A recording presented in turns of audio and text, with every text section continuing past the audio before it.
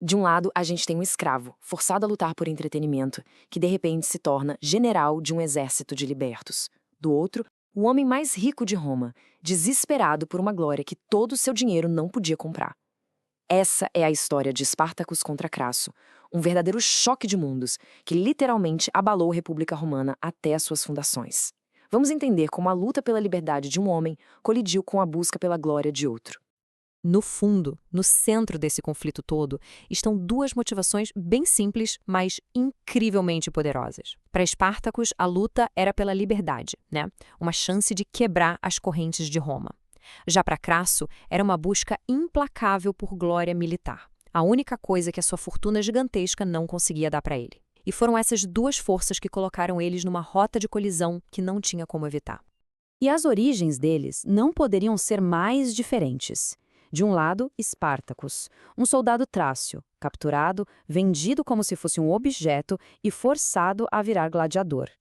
Do outro, Marco Licínio Crasso, nascido em berço de ouro, no topo da riqueza, mas que vivia na sombra de rivais como Pompeu e César.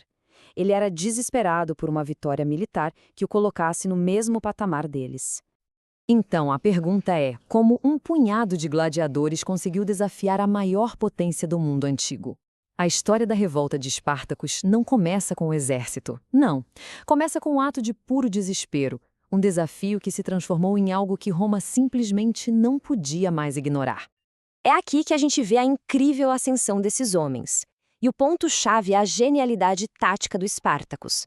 Primeiro, a fuga de Capua, usando utensílios de cozinha. Imagina a cena! Mas a vitória no Vesúvio, essa foi uma obra de arte. Os romanos achavam que tinham eles no papo, encurralados. Só que Espartacus usou vinhas para fazer cordas, seus homens desceram um penhasco e atacaram a legião por trás.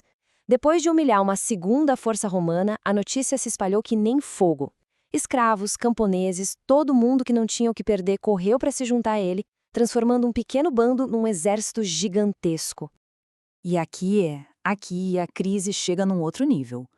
Uma coisa era derrotar milícias mal preparadas. Outra, bem diferente, era derrotar 2 legiões consulares. A gente está falando da principal força de combate da República, comandada pelos seus cônsules. Isso era impensável. Roma não estava mais lidando com uma simples revolta de escravos. Estava enfrentando uma guerra civil no seu próprio quintal. O pânico tomou conta do Senado. Com as legiões em frangalhos e o pânico crescendo, o Senado romano precisava de um novo comandante. E foi exatamente aí que Marco Licínio Crasso viu a sua oportunidade de ouro. Ele não entrou na guerra só para servir a Roma. Ele entrou para servir a si mesmo. 200 milhões. Esse era o valor da fortuna de Crasso em sestércios. Para se ter uma ideia, isso fazia dele de longe o homem mais rico de Roma. E essa riqueza toda não era só para luxo, não. Era a fonte do seu imenso poder. Mas como ele ficou tão rico? Bem, Crasso era um mestre em lucrar com a desgraça dos outros. Durante as guerras civis, ele comprou propriedades confiscadas por quase nada. Ele tinha até uma brigada de incêndio particular que só entrava em ação depois que o dono desesperado vendia o prédio em chamas por um preço irrisório. E esse dinheiro todo deu a ele um poder único. Ele podia levantar e financiar um exército inteiro do próprio bolso. Uma oferta que o Senado, em pânico, não podia recusar. Para liderar seu novo exército, Crasso precisava de disciplina absoluta. E ele impôs isso da maneira mais brutal que existe, revivendo a prática da dizimação. Depois que uma de suas unidades fugiu, ele forçou os próprios soldados a executarem 1 em cada 10 de seus companheiros.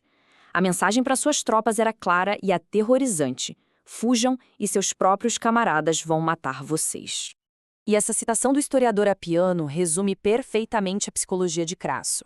Ele criou um exército que tinha mais medo do próprio comandante do que do exército de escravos que eles iam enfrentar. Era o terror como ferramenta de gestão.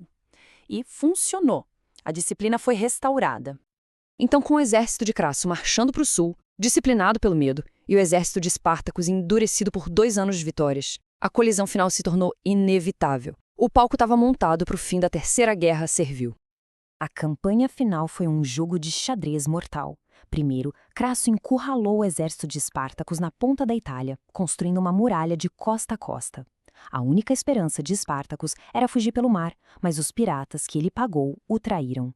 Presos, os rebeldes fizeram uma fuga noturna ousadíssima, atravessando as linhas de Crasso. Mas já era tarde. Pressionado por todos os lados, Espartacus tomou sua decisão final: parar de fugir e encarar Crasso de frente. E esse ato, momentos antes da batalha, mostra bem o espírito do Espartacus. Ao matar o próprio cavalo, ele eliminou qualquer chance de fuga. Era uma declaração para seus homens e para si mesmo: ou era vitória, ou era morte. Não tinha meio termo. A Batalha do Rio Silário foi um massacre. As legiões disciplinadas de Crasso finalmente esmagaram o exército rebelde. Dizem que Espartacus lutou com uma bravura incrível, tentando chegar até o próprio Crasso, mas acabou caindo. E no meio daquele caos, seu corpo se perdeu para sempre.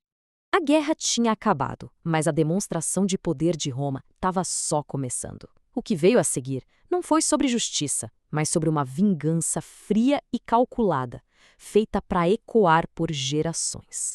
6.000! Esse é o número de sobreviventes do exército de Espartacus que foram capturados pelas legiões de Crasso.